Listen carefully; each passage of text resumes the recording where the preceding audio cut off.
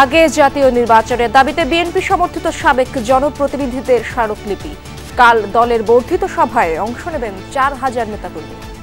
জনগণের সরকার প্রতিষ্ঠিত হওয়া, একটা নির্বাচন জরুরি, সবকিছু মিলে আমরা সাংগঠনিক যে একটা টার্গেট, দক্ষতা, সেটাকে আমরা প্রাধান্য দিচ্ছি।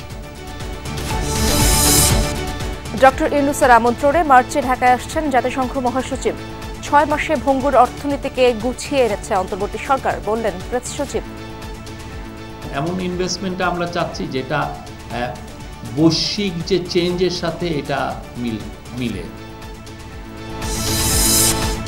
মৃত্যুদণ্ডের রায়ের বিরুদ্ধে লিপ্ট আপিলের অনুমতি পেয়েছেন জামায়াত নেতা এটিএম আজহার। ২২ এপ্রিল শুনানির দিন ধার্য। আইনে স্পষ্ট বলা আছে আন্তর্জাতিক আইন মেনে রায় দিতে হবে।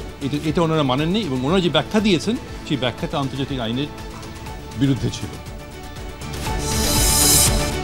স্বর্ণ ব্যবসায়ীর উপর হামলার প্রতিবাদে রামপুরায় জুয়েলার্স মালিক সমিতির বিক্ষোভ। জননিরাপত্তায় রাজধানীতে রাতভর টহল তল্লাশি।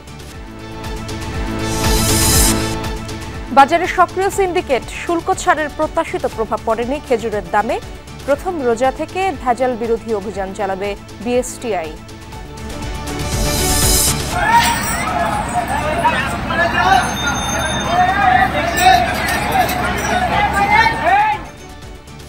রাজধানীর জামান টাওয়ারের আগুন ২ ঘন্টার চেষ্টায় নিয়ন্ত্রণে। আটকা পড়া ২ জনকে অক্ষত উদ্ধার। ঘন ঘন অগ্নিকাণ্ডের কারণ খতিয়ে দেখছে ফায়ার সার্ভিস। ভেন্টিলেশন সমস্যার কারণেই এটা আমাদের এই ৭, ৮, ৯, ১০ তলার মধ্যে আগুন এবং ধোঁয়া ছড়িয়ে পড়েছিল। তবে এই ভবনে কেন ঘন ঘন লাগে সেটা আমরা এখন খতিয়ে দেখব।